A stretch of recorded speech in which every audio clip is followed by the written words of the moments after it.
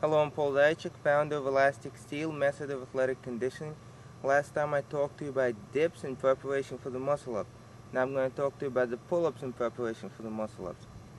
I'm going to talk about 4 different muscle-ups in my work that's coming out. 3 of them require a very specific type of pull-ups. If you do not do your pull-ups correctly, whether you don't perform the pull-up right before the muscle-up correctly or you don't practice your pull-ups correctly, which essentially is the same thing, you're not going to be able to get a good muscle-up. To do a correct pull-up for type 1, 2, and 4 muscle-up, what you need is you need flexibility in your forearm and flexibility in the shoulder. Okay? To do the pull-up correctly, this is a position. If you do not have the flexibility in your forearm, it's not going to rotate correctly, it's going to force your elbow out. So you need the flexibility here. That's 1. 2, if your elbow flares out, you don't get the correct transition, so you need the flexibility in your inward rotators and a little bit of strength in your outward rotators to keep your forearms completely vertical. And this is how you should practice your pull-ups for the correct transition. So now I'm going to show you that. Once again, this is for type 1, 2, and 4 muscle-up.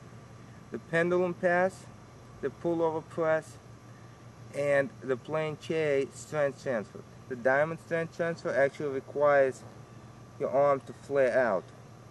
Okay? So I'm going to show you right now how to correctly practice your pull-up and how not to practice your pull-up for the muscle-up. So, we have an overhand grip.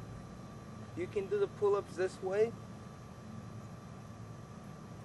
all you want. It's not a correct pull-up for a muscle-up. Okay, it doesn't matter how many of them you do. There's some strength that will carry you over, but you're not training for the correct first base of the muscle-up. The hands are about shoulder width apart. Okay, we're not even talking about false grip yet. The hands are shoulder width apart. Your elbows are directly under your hands. Okay, just because your hands are shoulder width apart doesn't mean that your elbows will not flare out. People can still do this. Okay, that's not how you do it. Elbows are kept in. Okay, if you don't have the flexibility of the rotators, you're going to have the inward rotators messing that up for you.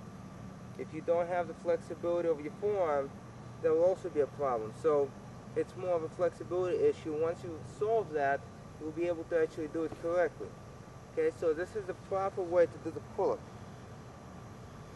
Notice the position. And that's how you practice your pull-ups. I'm not talking about high pull-ups.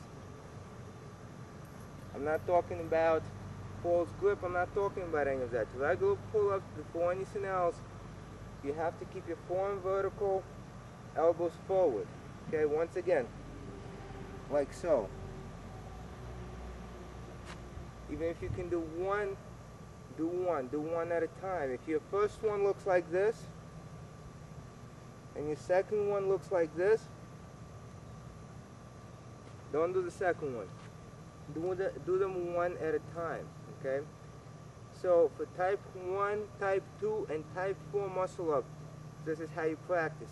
Of course, for type 3, you will practice with your elbows flaring out.